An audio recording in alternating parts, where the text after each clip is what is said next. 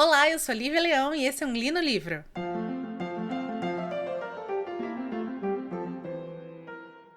Olha, do ponto de vista da criação de conteúdo, o livro de hoje é um livro muito bom. Porque é um livro que tem altos e baixos, e os seus altos são muito altos e seus baixos são muito baixos. Então isso gera um programa mais interessante, onde eu posso falar mais sobre a obra e tal. Porque quando o livro é muito bom, é um programa em que eu fico aqui 10 minutos rasgando seda pro autor. Ou quando o livro é muito ruim, é um programa que eu fico 15 minutos matando, xingando o cara. Não tem muito pra onde ir.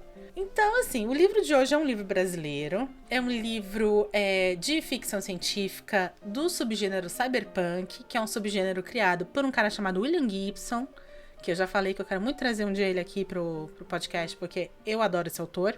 E esse livro, ele tem como base um grande personagem da infância, não é um personagem brasileiro, mas um grande personagem da infância do brasileiro da década de 80, ali da década de 90, particularmente da minha década, da minha infância, que é o Palhaço Bozo. O nome do livro é Ozob. Ozob é um livro que, na verdade, foi escrito pelo Leonel Caldela e o Dave Pazos. O Leonel Caldela, ele é um cara que ele é mestre de RPG do Jovem Nerd, do podcast, na verdade, do Nerdcast. É que eu não conheço, gente, eu não conheço muito essa galera, então, por favor, dê um descontinho aí. E o Leonel, ele é conhecido por escrever vários livros com a temática de fantasia. Já o Dave Pazos é um dos criadores do Jovem Nerd e ele é super conhecido no meio e ele faz parte também do Nerdcast, que é o podcast do Jovem Nerd. Esse personagem, o Ozob, ele é um personagem criado pelo Dave, que é para jogar RPG e que ele desenvolveu esse personagem durante muitas e muitas mesas de RPG. O tempo foi passando e ele teve a ideia de, junto com o Leonel, escreverem os dois juntos, um livro que explorasse a origem do Ozob e as aventuras dele. E aí veio, então, esse primeiro volume, porque o título completo desse livro é Ozob, Protocolo Molotov, volume 1. O que leva a crer, então, que existe aí planos para um volume 2, mas enfim. Vamos entender exatamente esse livro. Esse livro, ele vai contar a história de uma aventura do Ozob, que é um pós-humano, ou seja, ele é como se fosse um replicante de Blade Runner, sabe? Ele tem um corpo orgânico, mas ele foi criado por um cientista. E o Ozob, ele tem uma família de palhaços, porque assim, eles têm a figura de palhaços, né? É a pele branca, os cabelos vermelhos. Um dos palhaços que ele tem, que ele é irmão, se chama. É baseado no Patati Patatá. O outro, num palhaço criança que, pelo menos, não é da minha época, então eu não conheço. E eu não vou lembrar o nome aqui. E o terceiro irmão é baseado na Vovó Mafalda. Aliás, o nome do personagem que seria a Vovó Mafalda é Guzo. Que, pra quem não sabe, é o nome do ator que fazia a Vovó Mafalda. Particularmente, eu não vou poder te dar 100% de garantia de que eu não tenha preferido esse personagem pelo simples fato de que eu era apaixonadíssima pela Vovó Mafalda quando eu era criança. Eu assistia super o programa da Vovó Mafalda, adorava ela, muito mais do que o Bozo, que, na verdade, tanto a Vovó Mafalda quanto o Patati Patatá, esse palhaço criança eu não conheço. Mas a Vovó Mafalda e o Patati Patatá são personagens brasileiros. O Bozo não. O Bozo é um personagem americano que virou uma franquia televisiva de vários países, inclusive o do Brasil. E aqui começa um dos meus problemas com a história. Mas eu vou, na verdade, me concentrar agora nas coisas que eu realmente gostei muito desse livro. Porque esse livro veio com mixed feelings pesadíssimos pra mim. Pesadíssimos. Então vamos fazer isso. Vamos primeiro se concentrar no que é bom. Eu particularmente gostei muitíssimo desses personagens. Vê-se muito bem que são personagens que foram desenvolvidos durante muito tempo pelos autores, porque são personagens redondos, são personagens com várias camadas. E durante o livro inteiro, existe um trecho em específico que é concentrado na história de origem desses personagens. Sendo que a origem deles, na verdade, vai remeter primeiro para a origem do cientista, que tem uma história super trágica, que cria eles. Então, particularmente para mim, toda vez que durante a história eu tinha um flashback para contar sobre a criação desses personagens, histórias que esses personagens passaram até chegar no local onde eles estão na história, no livro em si, gente, eu amava. Era fantástico. Era fantástico. Era muito bem desenvolvido. A história do livro, ele, embora tenha a origem e tal, na verdade vai contar essa aventura do Ozob, que conhece um grupo de pessoas, um deles chamado Johnny Molotov, que é um cantor, um lead band, e ele fica amigo dessa galera e é até que descobre que essa galera, infelizmente, tá com um target, tá, né?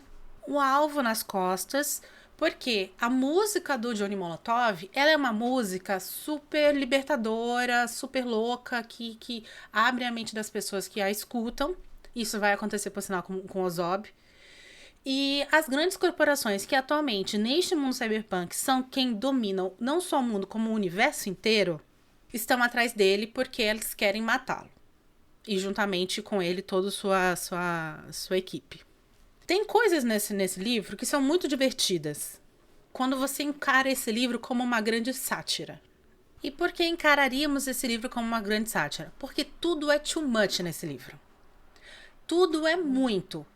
As cenas são longuíssimas, a violência é muito explícita, o sexo é mais explícito ainda, as drogas, é sadístico pra caralho esse livro, é sádico, todo mundo é ruim. Nossa, mas é uma coisa assim, é tudo too much.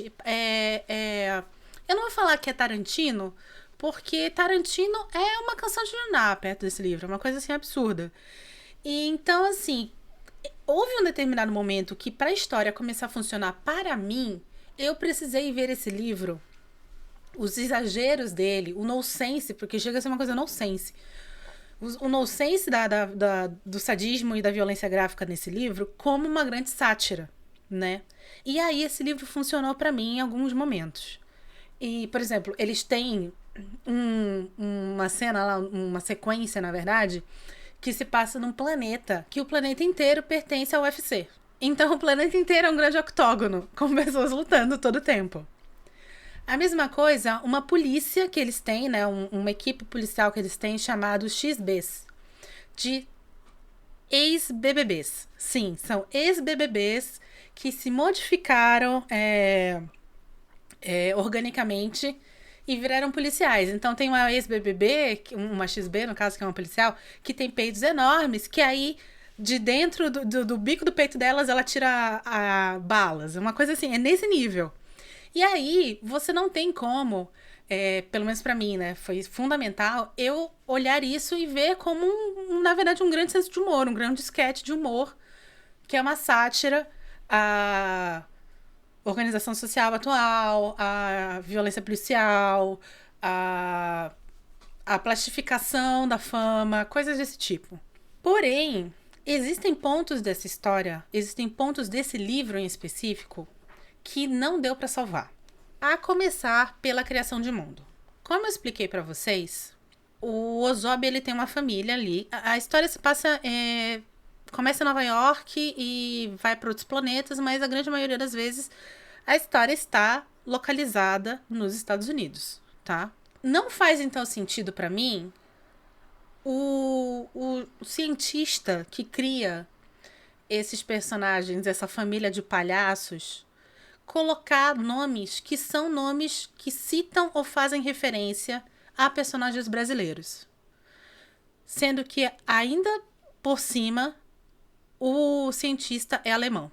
Então, é o cientista alemão que mora nos Estados Unidos, a história se passa nos Estados Unidos, mas os palhaços têm alusão ao Patati Patatá. Não faz sentido isso pra mim. A criação de mundo, ela tem falhas, tá? E a gente tá falando... Quando eu falo, na verdade, sobre ficção científica e fantasia, eu sou muito chata com a criação de mundo. Porque pra você entrar, mergulhar num livro desse, você precisa de uma coisinha chamada suspensão da descrença, que é justamente você ouvir ou ler alguém te falando: olha, tem um cara que toda noite luta contra o crime, mas ele se veste como um morcego.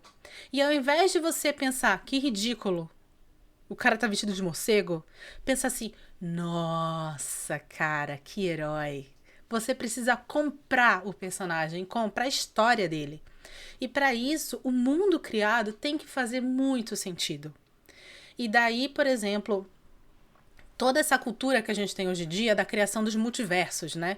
Do Invocaverso, do MCU, do DCU, porque as pessoas, os produtores lançam um filme que tem lá um pezinho no básico do universo que eles querem expandir. E as pessoas, comprando aquele pequeno pedaço do universo, né, suspendendo sua descrença, é mais fácil depois você introduzir novos personagens e esse universo expandido. Para que quando chegar no Multiverso da Loucura do Doutor Estranho, no mundo cósmico do Thor, a coisa não seja tão absurda e a história seja melhor comprada. Isso é de praxe hoje em dia. Quando você cria um mundo como o do Ozob, é extremamente necessário a suspensão da descrença. E quando você pega especificamente os personagens que são os irmãos dele, não faz a mínima diferença se chamar Guzo, se chamar Patati Patatá, ou no caso do irmão dele se chama Ratati Ratatá, né? Então não faz diferença, ele podia ter colocado outro nome. Mas com certeza tem todo um lance ali que durante, sei lá, uma década ele jogou com os nomes desse personagem desse jeito e tal. E aí ficou. Mas isso, para um leitor que tá entrando nesse mundo agora, que foi meu caso, não o mundo do cyberpunk, gente, eu sou muito fã de cyberpunk, mas no mundo específico do Ozob, isso pegou pra mim. Pegou pra eu olhar e falar assim, cara, difícil acreditar nessa história. Não faz sentido, não casa. E isso fica martelando no inconsciente do leitor. E olha, você não pode, como autor, deixar isso martelar no inconsciente do leitor. Porque aí nada que você proponha vai pegar. Você vai ter que trabalhar 3 vezes mais para pegar no inconsciente dele e ele comprar a tua história. E aí o que acontece especificamente nesse livro, além disso, é que o livro, ele é gigantesco. Eu tenho esse livro físico aqui, que eu ganhei de um amigo, mas na verdade eu escolhi ouvir esse livro no audiobook, porque ele estava sendo narrado pelo Mauro Ramos, que é o mesmo cara que narrou os livros do The Witcher.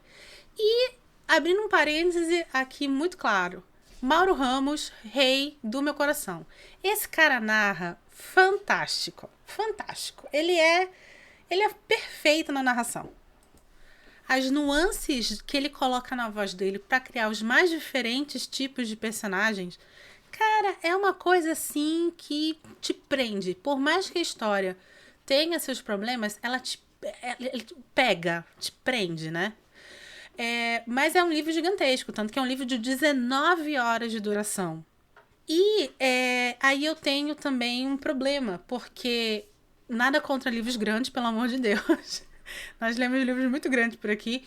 Mas o problema é que Ozob, ele usa como uma ferramenta clara para a narrativa dele cenas longuíssimas. Então tem cenas que duram 1 hora de narração, 2 horas de narração. São cenas longuíssimas, com milhares de coisas acontecendo ao mesmo tempo. Tipo, a menina teve metade do flanco arrancado, adentadas, o cara tá com um corte na virilha sangrando profusivamente. Aí, ao mesmo tempo, eles estão em 2 carros meio que se batendo. E, para completar, aparece no meio do nada um bicho cromado que pega um deles e come. Esse é o nível de cena que acontece. 250 mil coisas. E aí eles estão num show. E aí de repente tem um quebra-quebra. E aí desce todo mundo. E aí a polícia aparece. E aí no meio do quebra-quebra tem um McDonald's fazendo propaganda. E aí do nada aparece um casal transando. Mano, é uma coisa assim, sem precedentes. E aí, essas loucuras caóticas, você pode me falar, gente, Lívia, é a narrativa do cara. Ele Você fala muito isso, se ele tem que apostar, o autor tem que apostar e o cara apostou. Concordo, e eu acho que funcionaria muito bem, principalmente porque é um livro cyberpunk, mas eu tenho um problema que é como é muito longo, fica cansativo. Aliás, o livro inteiro, ele é extremamente cansativo, porque nem todo mundo aguenta 19 horas de 450 coisas sendo bombardeadas em você todo o tempo. E daí eu gostar tanto das partes que contam o passado dos personagens, porque são partes mais tranquilas, onde você tem uma narrativa mais coesa, onde você consegue encontrar uma linha da história e acompanhar até o final.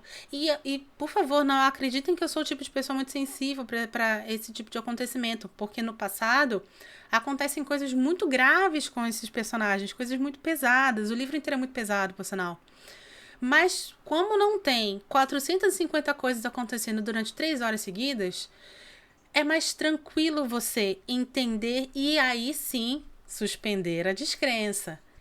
Esse exagero, ele é tão cansativo que teve um momento no livro que eu parei e falei assim, cara, isso aqui precisava de um editor dar uma cortada. Isso aqui não passou por... Eu juro, gente, a primeira coisa que eu pensei foi, isso aqui não passou por um editor. Porque um editor sério iria ler esse livro e falar assim, olha, o livro tá cansativo, tá pesado, não quer cortar nada, vamos dividir em 2. Porque existe claramente, na hora de reprodução 8 ou 9, um momento ali na história que dava para você parar e separar o livro em 2, por exemplo. Ou se você, tudo bem, tem lá seu livro de 600 páginas, mas assim, vamos dar uma balanceada, porque realmente a narrativa tá complicada, tá chata, quando muita coisa acontece, fica chato. Tá chata, tá pesada, tá cansativa, vamos dar uma equilibrada aí. E aí eu fui procurar quem era a editora do livro. Quem editou o livro foram os caras do Jovem Nerd. Então a impressão que eu tenho é que se houvesse o projeto sido levado, se a editora não fosse encabeçada por um dos donos do projeto, que na verdade é o cara que escreveu, por sinal, o próprio personagem, talvez esse filtro tivesse acontecido e o livro fosse muito mais agradável de ler, tá? Mesmo com toda a violência, com todo o sexo, com todo o exagero, o livro seria muito mais interessante. Eu li algumas críticas bem mistas sobre esse livro, porque eu fui buscar, gente. Eu falei assim, não, eu vou pegar uma segunda opinião dessa vez. E a grande maioria das críticas negativas citava o fato que o livro foi escrito em só 6 semanas, por 4 mãos, né? E que ele seria mal escrito. Eu, particularmente, não acho que esse livro é mal escrito. Eu acho que eu não li nada do Leonel Caldela, desculpa, Leonel. Errei seu sobrenome. Nunca li nada dele, mas em nenhum momento eu acho que o livro ou as passagens do livro sejam confusas pela escrita. São confusas porque tem muita coisa acontecendo ali. E por causa disso, a narração tem zero foco. Você tem trechos inteiros do livro que você não sabe, você não tem onde focar de tanta coisa. Mas nas passagens em que ele realmente se concentra em contar a história e não apenas criar um cenário caótico, ele brilha pra cacete, esse cara. Então, meu problema com esse livro não é escrita. E sobre ter sido escrito em 6 semanas, eu sempre, toda vez que eu escuto esse tipo de crítica, o livro foi escrito muito rápido.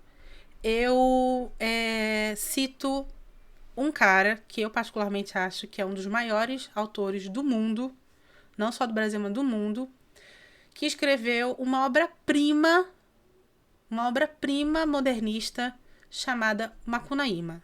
O nome dele é Mário de Andrade. Mário de Andrade, ele escreveu Macunaíma em 10 dias. Ele pegou as coisas dele, pegou uma casa no interiorzinho, foi pra lá e escreveu Macunaíma em 10 dias. E Macunaíma, ele tem uma coisa também do absurdo, do humor nonsense. Macunaíma tem essa coisa do personagem com várias camadas, não só no sentido psicológico, mas no sentido principalmente racial e social. E foi escrito em 10 dias. E Mário de Andrade, ele levou 10 anos coletando informações e fazendo pesquisa sobre o mundo, sobre a cultura brasileira. E Mário de Andrade, ele levou também 10 anos da vida dele fazendo pesquisas sobre a cultura e as raízes da cultura brasileira, que culminaram então no que ele escreve em Macunaíma. Eu estou comparando Ozob com Macunaíma? Jamais. Jamais. Estou fazendo um paralelo de como os dois livros foram produzidos. Então, também o tempo de escrita também, na minha concepção, não é o problema. O problema foi a falta de um editor mais experiente para cortar e para fazer um filtro no que estava muito na história que poderia prejudicar a narrativa, como o livro, na minha opinião, sai prejudicado. Por favor, fãs do Jovem Nerd, não me odeiem, não joguem ovos na porta da minha casa, até porque eu moro no condomínio, vou tomar uma multa por causa disso. Mas, enfim, gente, esse aqui é o meu podcast e vai ter, no caso, as minhas impressões sobre o livro. É um livro que eu recomendo para todo mundo, em absoluto. Se você quer ler Cyberpunk, vá buscar na fonte, que é muito boa, que é o Neuromancer, do William Gibson, que é, por sinal, o livro que inaugura esse gênero. Se você quer ler o livro porque Ozob é um personagem muito bom, vá em frente. Mas lembre-se também que, como é um personagem nascido em RPG, se eu não me engano, você tem uns episódios do Nerdcast que eles jogam RPG e eles jogam com Ozob. O Ozob também virou um personagem no Cyberpunk 2077. Não sei se tem bug ou não esse personagem nesse jogo.